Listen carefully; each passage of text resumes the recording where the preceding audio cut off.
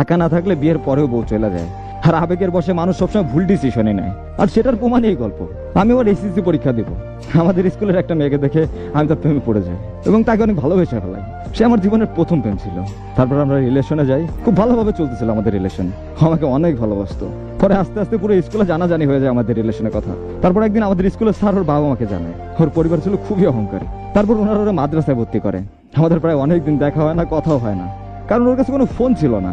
কিন্তু আমি যে ওরা অনেক ভালোবেসে ফেলছিলাম, যে মানুষটার সাথে একটা দিন কথা না বলে থাকতে পারতাম না, সেই মানুষটার সাথে প্রায় একটা মাস কথা হয় না। হঠাৎ একদিন অনেক সকালেও আমাকে ফোন দেয় আর বলে কেমন আছে। তার কণ্ঠ শোনার সাথে সাথে আমার কান্না চলে আসে যে এতদিন পর তার সাথে আমার কথা হচ্ছে। পরে সে আমাকে বলে সে একবারে বাসা থেকে চলে আসছে। ও বললো যে আমি এইখানে আসি, তুমি আসতে চলে আসো। পরে আমি তাড়াতাড়ি ওখানে চলে গেলাম। তখন আমার কাছে জাস্ট 300 টাকা ছিল। পরে আমি গেলাম আর যাই ওরে জড়ায় ধরলাম এবং ও আমাকে জড়ায় ধরে কান্না করে দিল। পরে সে বললো সে আর বাসায় যাবে না, সে আমার সাথে থাকতে চায়। আমি বললাম আমি তো এখনো স্টুডেন্ট, এই সময় আমি যদি তোমাকে বিয়ে করি খাওয়াবো কি? সে বলে দরকার হলে আমরা রাস্তায় থাকবো, তবু আমি তোমাকে ছাড়া থাকতে পারবো না। আমাদের রিলেশনটা 2 মাসের হলেও আমাদের সম্পর্কটা ছিল গভীর। পরে আমি ভাবতেছিলাম এখন আমি কি করব। আমার মাথায় কিছুই কাজ করতেছিল না। আমি সিদ্ধান্ত নিয়ে তাকে বিয়ে করব, কারণ মেয়েটাকে আমি অনেক ভালোবাসতাম। এখন আমি যে বিয়ে করবো সেই টাকাটাও আমার কাছে ছিল না, আর আমি ছিলাম মধ্যবিত্ত পরিবারের ছেলে। পরে আমি আমার ফ্রেন্ডদের জানাই, কিন্তু কেউই না আমার হেল্প করতে পারে নাই। পরে আমাকে বলে যে তুমি ওর কানের দুল বিক্রি করে দাও।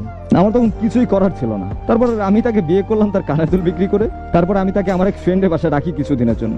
পরে আমি আমার বাসায় ব্যাপারটা জানাই।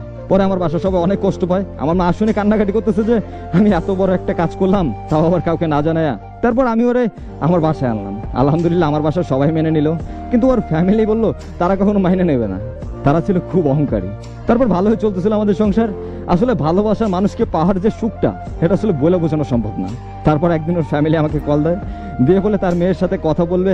আমিও কথা বলতে দিলাম। তারপর ফ্যামিলি ওরা বলতেছিল যে তুই চলে আয়, আমরা তোকে ভালো জায়গায় বিয়ে দেবো, বড় লোক ছেলে, বড় বাড়ি আছে, গাড়ি আছে, সেখানে তুই সুখে থাকবি, আরো অনেক কিছু। আমি মধ্যবিত্ত পরিবারের ছেলে। আমি তখন ইনকাম করি না, কারণ আমি স্টুডেন্ট, তবু আমি জব খুঁজতেছিলাম একটা। তারপর আমার ভালোবাসার মানুষটা না কেমন জানি হয়ে গেল। একটা মেয়ের চাহিদা ভালোভাবে পূরণ করতে পারি নাই। আমার সাধ্যমতো চেষ্টা করছি ওর সুখের আকারে, কিন্তু সে হয়তো বা টাকার মাঝে সুখ খুঁজতেছিল। কিন্তু টাকা দিয়ে যে সুখ কেনা যায় না, এটা হয়তো বা সে জানতো না। তারপর একদিন হঠাৎ বলেই যায় সে আমার সাথে থাকবে না, সে ডিভোর্স চায়। তার কথা শুনে চোখ দিয়ে পানি করতেছিল আমার। খাপা খাপা গলায় আমি তার বললাম তুমি কেন যাবো? সে বলে তোমার সাথে থাকতে আমার ভালো লাগতেছে না। আমার আর তখন কিছুই বলার ছিল না। আমি আরো অনেকবার বলছি আমি তোমাকে ছাড়া থাকতে পারবো না।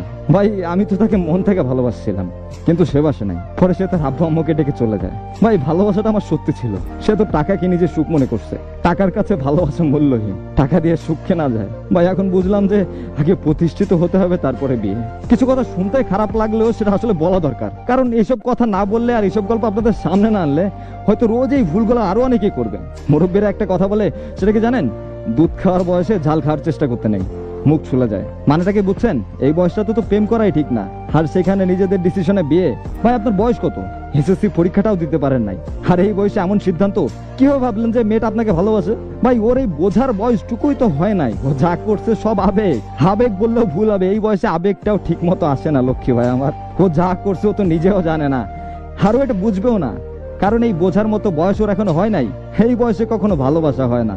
এই কথাটা এখন বিশ্বাস না করলেও আমাদের মতো বয়স যখন হবে, বিশ্বাস করো ভাই তুমি হাসবা যে এই সময়গুলোতে তুমি কি কি করছো। নিজেকে দেখবা আর হাসবা, কতই না বলদ ছিলা। কোনো মেয়ের যদি ভালো মন্দ বিচার করার বুদ্ধি থাকতো এই বয়সে, সে আপনাকে ছেড়ে যাইতো না।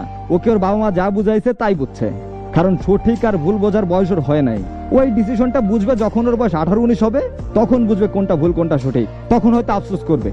আর আমার লক্ষ্মী ভাই বোনেরা, এই স্কুল জীবনে প্রেম টেম করার দরকার নাই। একটু বড় হও, তারপর দেখা যাবে।